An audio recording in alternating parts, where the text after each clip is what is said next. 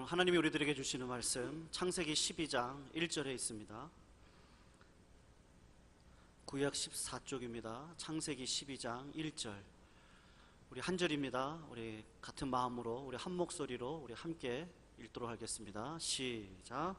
여호와께서 아브라함에게 이르시되 너는 너의 본토 친척 아비 집을 떠나 내가 내게 지시할 땅으로 가라. 아멘. 감사합니다.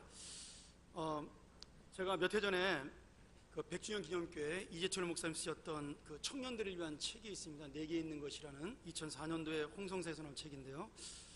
우리 이해 되시는 분들은 좀 읽었으면 좋겠다는 생각이 들 만큼 좋은 책입니다. 거기에 보면 그 목사님께서 프랑스의 그 정복자였던 나폴레옹에 대한 이야기를 자기의 생각을 이렇게 말씀하시는데 제가 참 많은 감명을 받았습니다. 그래서 제가 그 말씀을 인용하면서 제가 느꼈던 것과 함께 오늘 잠깐 여러분에게 전하려고 합니다. 나폴레옹은 그 평생 동안 유럽을 정복하겠다는 자기의 야망과 꿈에 사로잡혀 살았던 사람이죠. 그러나 그는 자기의 야망을 위해서 자기는 황제가 될 정도로 권력을 잡았지만 결국 그 야망 때문에 수많은 유럽의 사람들 100만 명에 달하는 그런 많은 사람들이 이 전쟁을 통해 비참한 죽음을 당하게 되었고 온 나라는 다 폐허가 되고 말았습니다. 그리고 자기 자신도 마지막 워털로 전투에서 패배한 후에 세인트 헬레나 섬이라는 곳에 유배가 돼서 그곳에서 쓸쓸하게 감옥에서 인생을 마치게 되죠. 그리고는 고향 땅인 그 코르시카나 아니면 파리로 돌아오지 못하고 그 세인트 헬레나 섬에 쓸쓸하게 매장이 됩니다. 그리고 시간이 지나서 20년이 지난 후에 나폴레옹은 한 줌의 제가 되어서 파리에 있는 군사박물관 앵발리드 성당이라는 곳에 지금은 군사박물관이 됐던 그 앵발리드 성당에 안치가 되게 됩니다. 여러분 그림에 보시면 그 오른쪽에 있는 그 그림이 로댕에 지금 생각하는 사람이 있는 부분이고 그 뒤편에 있는 그 탑이 바로 그 앵발리드 성당, 지금의 그 군사박물관의 그림입니다. 로댕의 박물관, 다시 말하면 로댕에 생각하는 사람과 이 앵발리드 박물관이 마주보고 있는 것은 참 그 묘한 느낌을 주고 있는 것 같아요. 왜냐하면 이 앵발리드라는 말이 프랑스어로 불구자라는 뜻입니다. 그리고 다른 말로 한다면 헛된 것, 쓸모없는 것, 그런 뜻이 되죠. 근데 이게 명사용으로 사용되면 상위군인이 되죠. 그리고 부상자가 됩니다. 이 성당 이름이 앵발리드라고 부상자라고 상위군인이라고 이렇게 이름을 지은 것은 원래는 주위 건물들 전체가 전쟁 때 부상당한 군인들을 치료하기 위한 성당으로 사용되어 있기 때문에 그것을 앵발리드 성당이다 이렇게 이름을 부르게 된 겁니다. 물론 지금은 이제 이것이 유적지가 되어서 박물관으로 우리에게 남아 있습니다. 뭐 예전에는 전쟁이 나면 부상병들을 보통 우리 영화에서도 보듯이 성당이나 교회에서 많이 치료를 했고 그곳은 이제 적군들이 폭탄을 떨어뜨리지 않는 곳으로 우리가 보통 생각을 했기 때문에 그렇게 많이 도움을 줬죠. 어쨌든 나폴레옹이 한 줌의 제가 되어 이 앵발리드라는 이름이 헛된 것이라는 쓸모없는 것이라는 그 성당에 안치되었다는 것은 역설적으로 자기가 야망의 노예로 자기 인생의 그 꿈의 노예로 육체적인 욕망의 노예로 살았던 그의 삶 자체가 이 세상에서는 황제로 군림했지만 하나님 앞에서는 결국 헛된 삶이고 불구의 삶이고 아무 쓸모없는 그런 앵발리드라는 삶이라는 사실을 보여주고 있는 그런 상징이라고 생각을 합니다.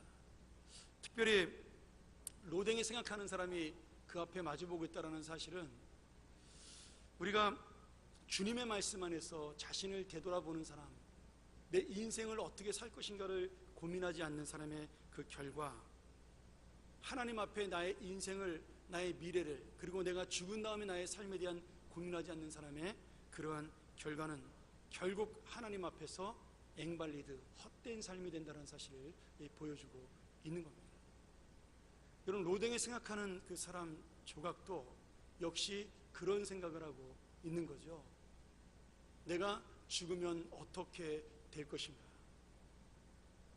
그가 지옥문 앞에서 고민하는 장면이거든요.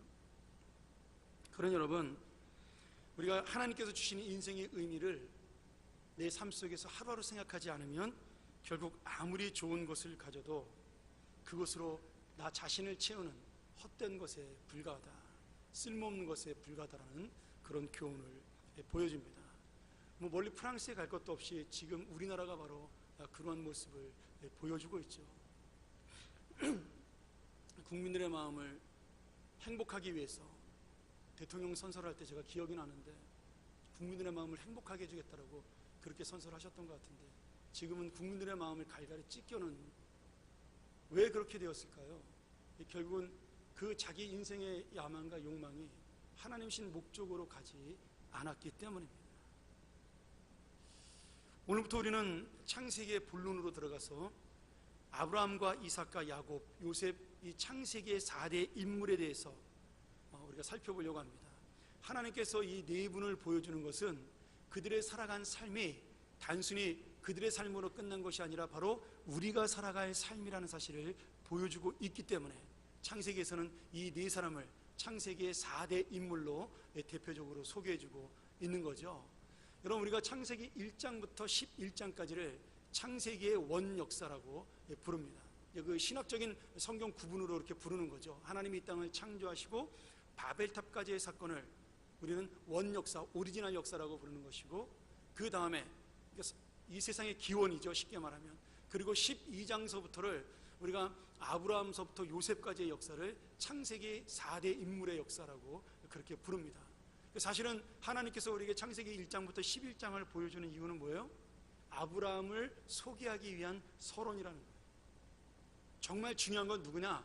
지금 하나님께서 그 한 사람 부르신 아브라함, 그 사람을 통해 이 땅에 하나님의 나라를 세우셨다는 그 사실을 보여주기 위해서 그 한 사람을 세우기 위한 그 과정이 바로 창세기 1장부터 11장까지 이 땅을 만드시고 이 땅을 창조하시고, 그리고 이 땅에 많은 사람들을 하나님이 복 주셨다라는 것을 우리에게 보여주는 것이 바로 창세기 1장부터 11장의 역사입니다.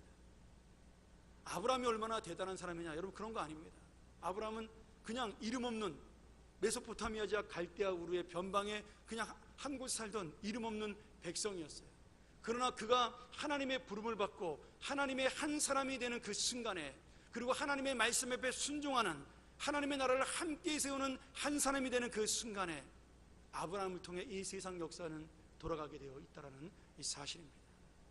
하나님께서는 지난주까지 우리에게 인간의 야망과 욕심으로 세워졌던 니무롯의 제국과 바벨탑이 하늘 끝까지 올라갈 것처럼 보였지만 결국 인간의 욕망을 두고 보지 못한 하나님의 심판으로 그 모든 공사가 중단되고 사람들은 흩어지는 그러한 심판을 받게 된다는 사실을 보게 되었습니다. 하나님께서 주신 과학과 하나님께서 주신 나라와 하나님께서 주신 문화로 자기들의 욕망과 자기들의 욕심을 채웠던 사람들의 당연한 결과입니다. 오늘 여러분, 하나님께서 우리에게 주신 그 모든 것들은 나의 욕망과 욕심을 채우기 위하여 주신 것이 아니라 바로 하나님의 나라를 세우기 위한 하나님의 도구로 사용하기 위해 우리에게 주셨다는 이 사실이죠.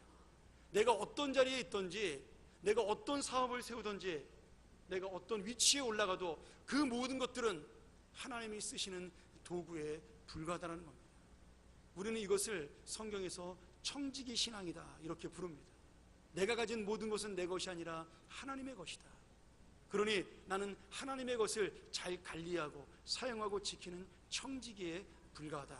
우리 그렇게 말씀을 하는 거죠. 오늘 여러분, 하나님께서는 아브라함을 특별히 선택하신 이유를 특별하게 설명하고 있지 않아요. 아브라함이 착하기 때문에, 아니면 뭐 아브라함이 뛰어나기 때문에, 아브라함이 뭐 아니면 지혜롭기 때문에 그렇게 설명하지 않습니다. 단순히 아브라함의 조상들의 이름을 쭉 열거하면서 11장의 마지막 부분을 보면 셈의 족보를 설명하면서 그저 데라의 아들이 아브라함이었다라고 설명을 하며 그 하나님께서 아브라함 한 사람을 선택하셨다 이렇게 말씀하고 있는 겁니다. 오늘 그 말씀의 의미가 뭐예요? 우리를 선택하시는 하나님도 마찬가지라는 거예요. 내가 어떤 하나님의 특별한 능력과 아니면 권능과 권세와 지혜와 이런 것들이 있어서 하나님이 우리를 선택한 것이 아니라 하나님이 그저 우리를 은혜로 사랑하셔서 하나님의 한 사람으로 우리를 뽑아 주셨다는 거예요. 많은 사람들이 이걸 자꾸 잊어버려요. 예수를 오래 믿다 보면 내가 오래 믿었기 때문에 하나님께서 내가 봉사하니까, 내가 헌금을 하니까, 내가 주님 앞에 예배를 열심히 드리고 하나님 뜻대로 살려고 애쓰니까 하나님이 나를 더 많이 사랑할 것이다, 아니면 하나님이 나를 더 크게 쓰실 것이다, 내가 충분하게 하나님의 사람으로 쓰일 만한 자격이 있다라고 착각을 합니다. 여러분, 이 세상에 하나님의 사람으로 쓰일 만한 자격을 가진 사람은 아무도 없습니다. 반대로 그 누구도 하나님의 사랑으로 부르신다면 누구든지 하나님의 안으로 들어올 수 있는 그 한 사람이 될 수 있다는 이 사실이죠. 여러분, 내가 받은 은혜, 그리고 내가 갖고 있는 모든 공로는 예수 그리스도의 십자가로 내가 구원을 받는 그 순간으로 완성이 된 겁니다. 더 이상의 더 큰 은혜는요, 그냥 덤으로 주는 은혜예요. 그리고 그 나머지의 인생, 내가 봉사하며 살아서 하나님께 복받는 인생은, 그것은 하나님께서 우리에게 주시는 과외의 축복입니다. 내가 예수 그리스도를 믿은 것 하나가, 그 모든 것이 내 인생의 영생을 보장받은 그 믿음 하나가 하나님께서 주신 축복의 전부입니다. 여러분, 오해하시면 안 돼요. 내가 조금 더 하나님 앞에 봉사하면, 조금 더 진실하게 살면 하나님은 나를 더 특별한 사람으로 만들어 주실 거예요. 여러분, 그런 것은 아닙니다.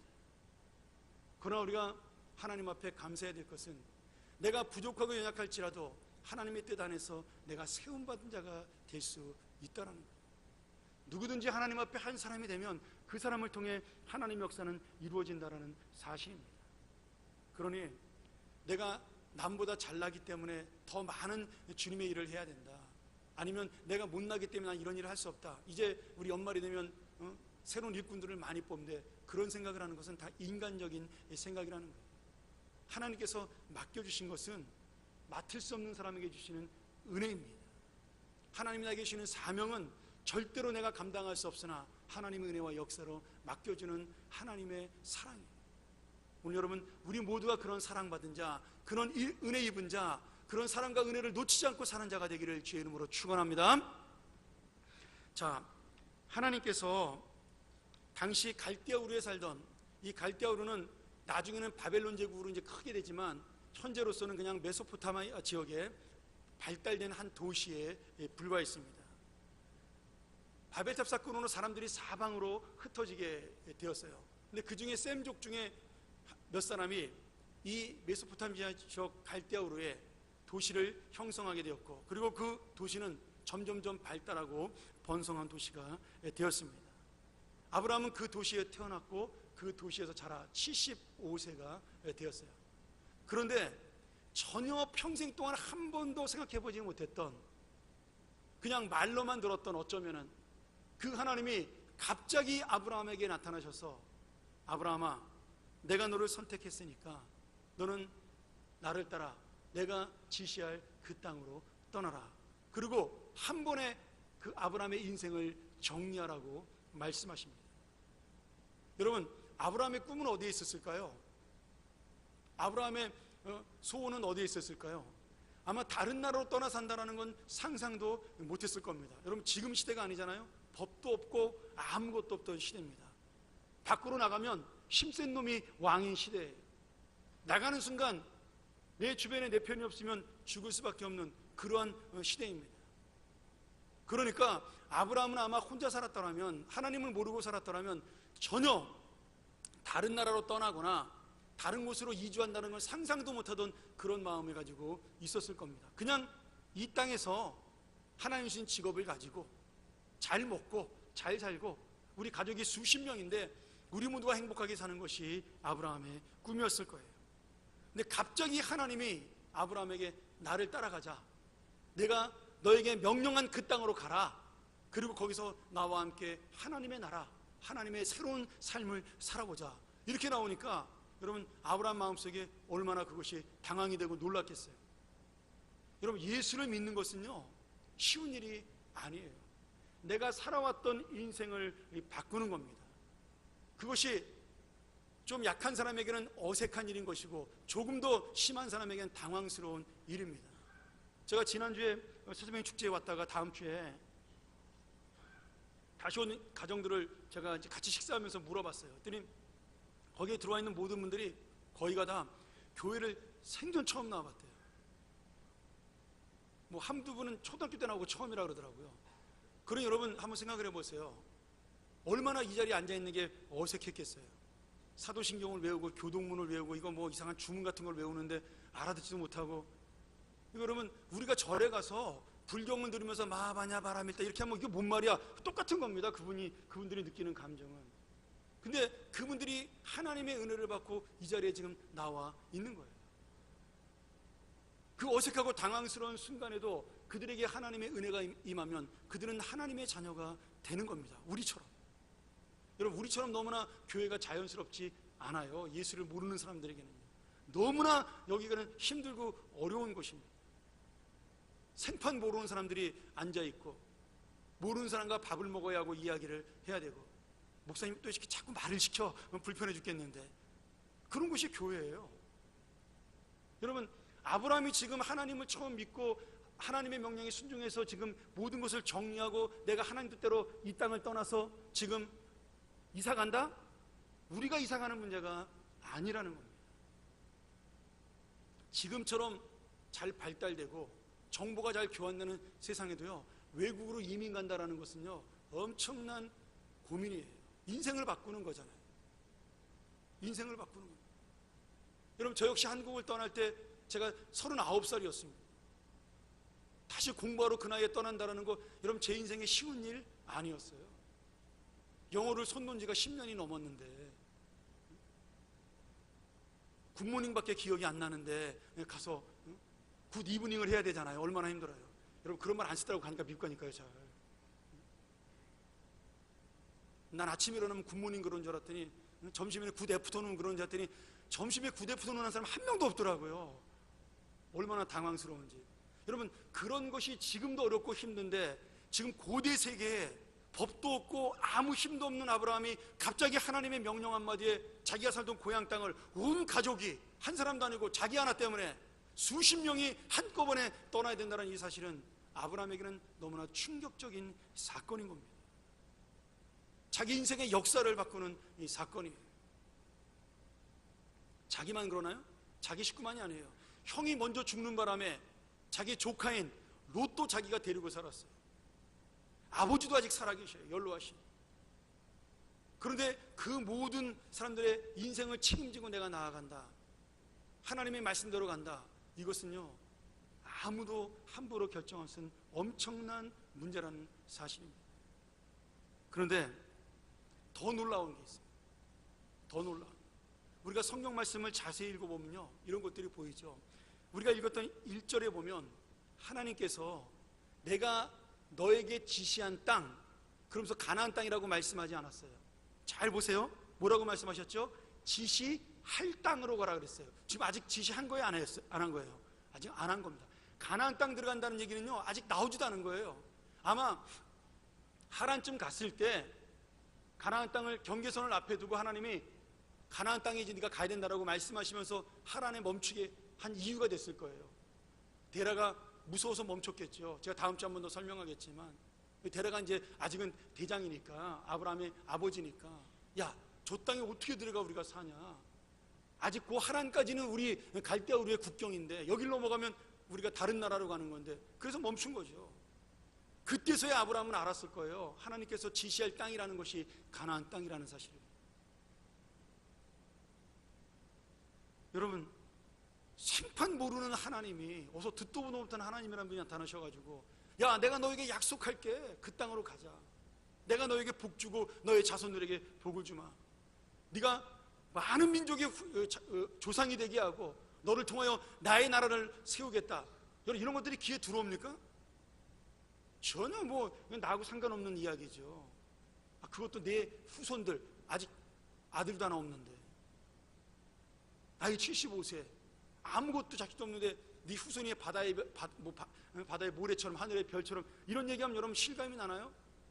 뜬구름 잡는 얘기입니다. 근데 아브라함이 하나님이기 때문에 자기에게 명령을, 순종을 요구하신 그분, 명령을 하신 그분이 하나님이기 때문에 그 말씀 한마디에 모든 것을 다 정리하고 떠난다라는 이 사실이에요.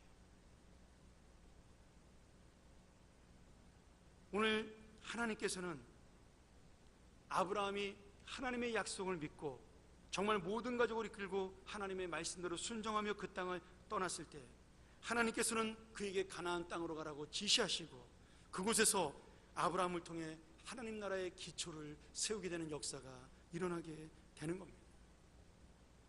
그래서 여러분, 수천 년이 지난 다음에 바울이 로마서 4장 3절에 뭐라 그래요? 아브라함이 하나님을 믿으니 하나님께서 그것을 의로움으로 인정하여 주셨다라고 말씀하셨어요. 아브라함이 뛰어난 능력자나 권세가나 뭐 부자나 이런 얘기하지 않습니다. 오직 하나님께서 아브라함을 인정하시는 이유는 단 무엇이냐? 하나님의 약속 하나만을 믿은 바로 그 믿음이다. 그렇게 말씀하십니다. 여러분, 우리가 그 믿음 가질 수 있을까요? 너의 인생을 정리하고 나와 함께 가자라는 그 말씀, 너의 품었던 그 꿈을 다 버리고 이제는 나의 꿈을 꾸라는 그 말씀에 대해서 우리는 얼마나 쉽게 아브라함처럼 동의할 수 있을까요? 아마 아브라함도 수도 없이 고민을 했을 겁니다. 저분이 진짜 하나님인지, 내가 저분을 믿고 나가면 눈에 보이지도 않는 하나님인데 정말 그 약속이 이루어지는지, 또 그 약속은 지금도 아니고 몇백 년 뒤에 이루어진다는데 나하고 무슨 상관이 있는지.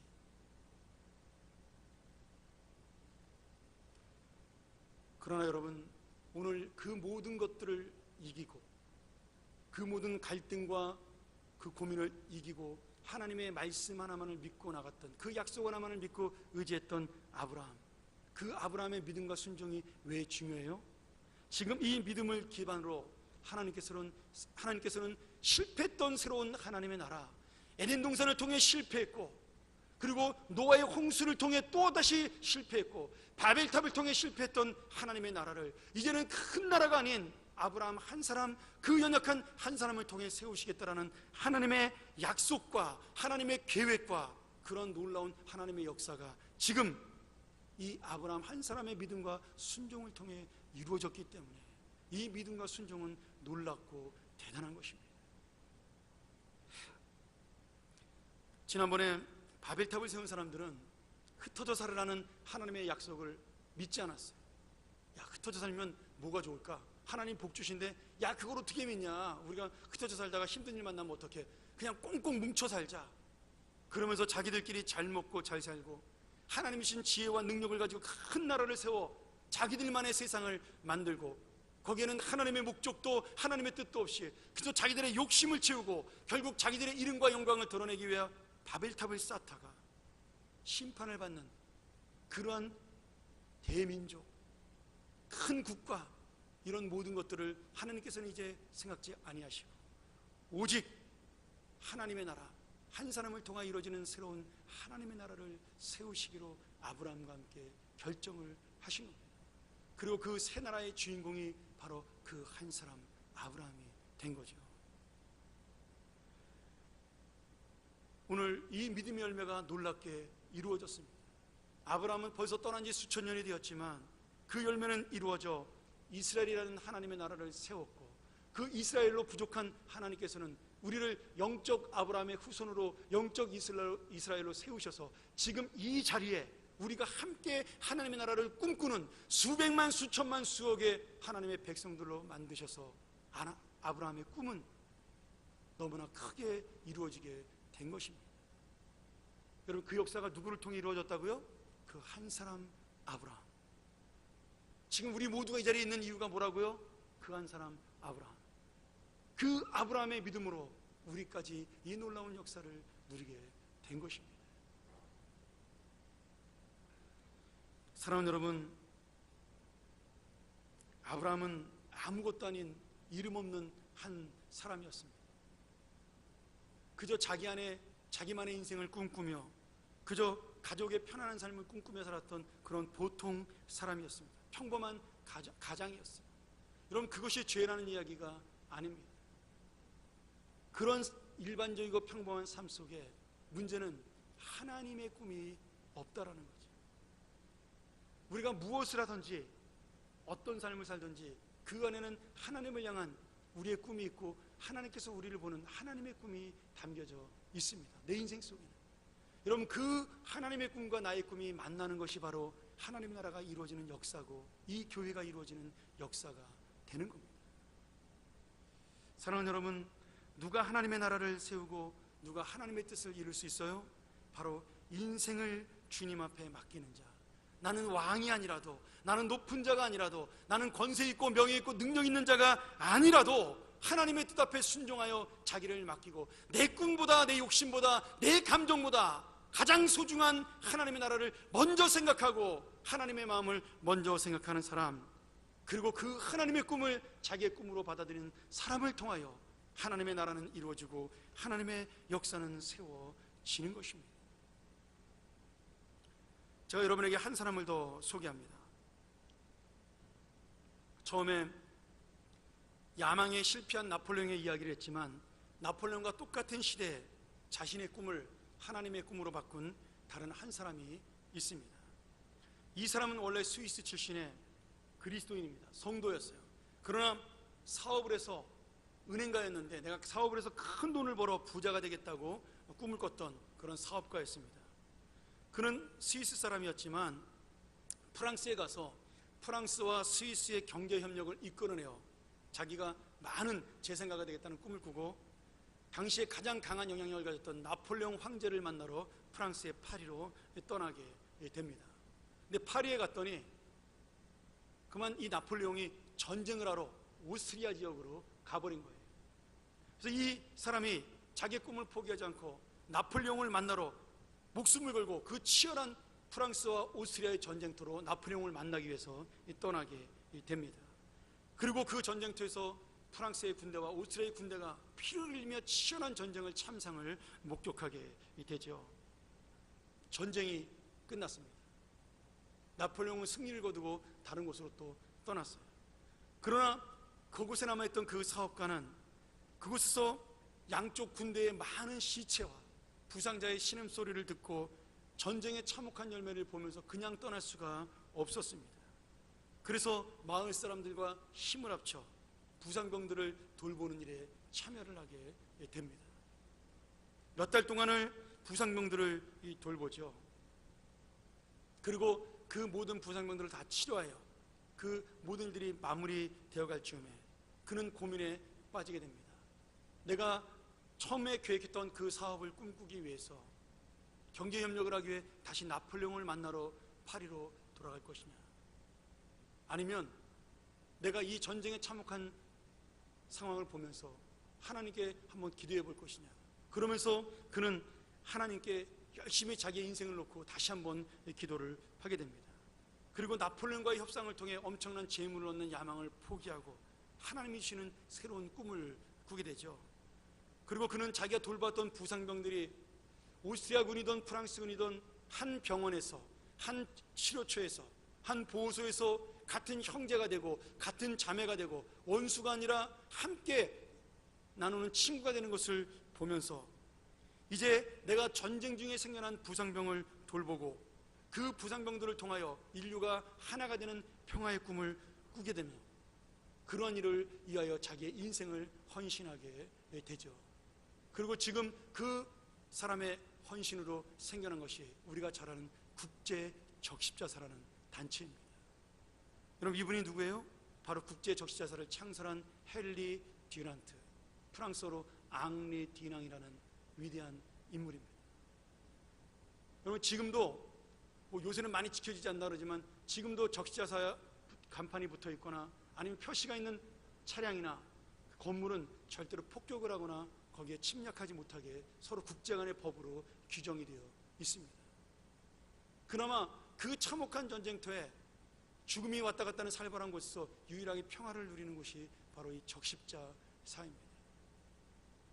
세계 수많은 젊은이들과 제가 아는 분도 그 여기서의 야망을 포기하고 그 국제적십자사를 따라서 지금 아프리카의 그 내전이 일어난 곳에 가서 함께 의사로 봉사하는 분도 있습니다.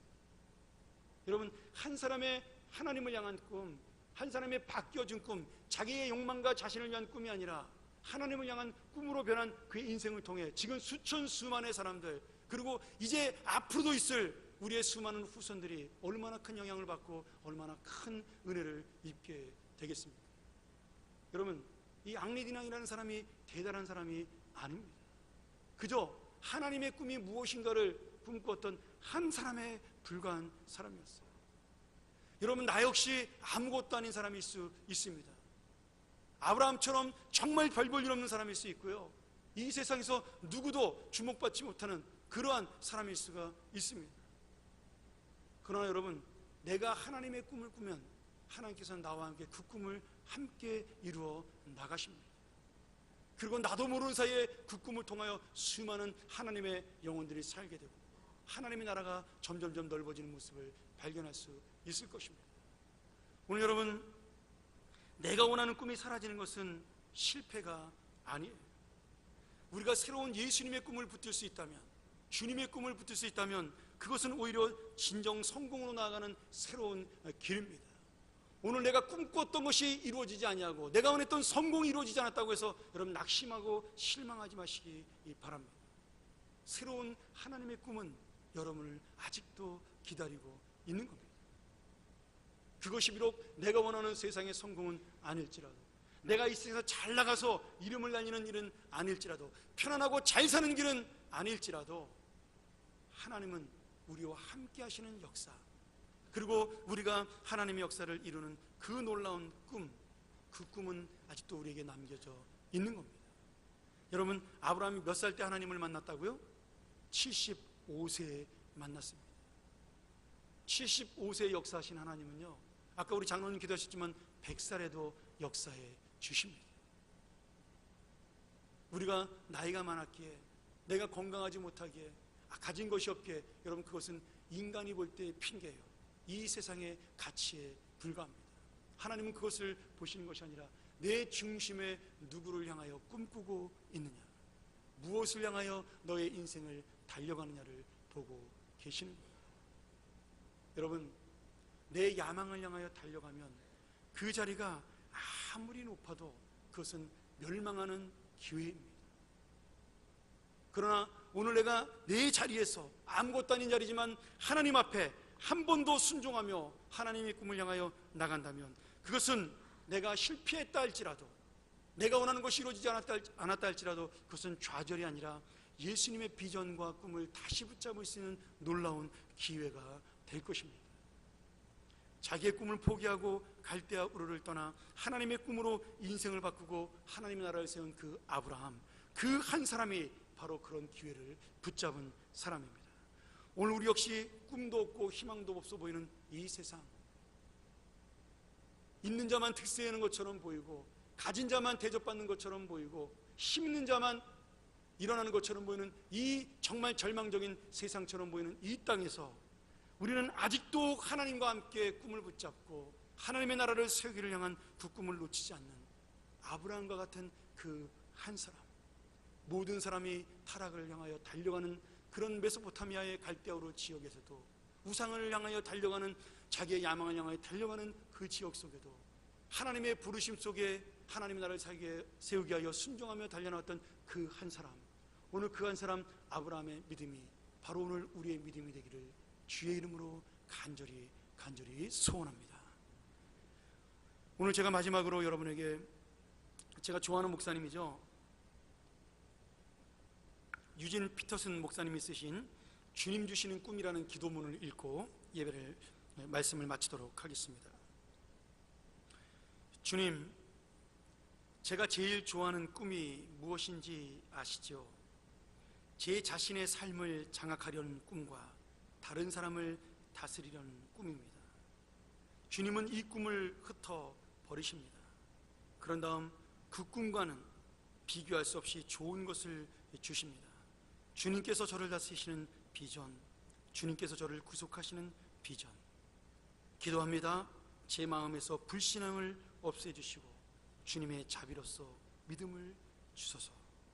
오늘 여러분, 이 주님 주시는 꿈의 기도가 바로 우리의 기도가 되기를 축원합니다. 기도하겠습니다.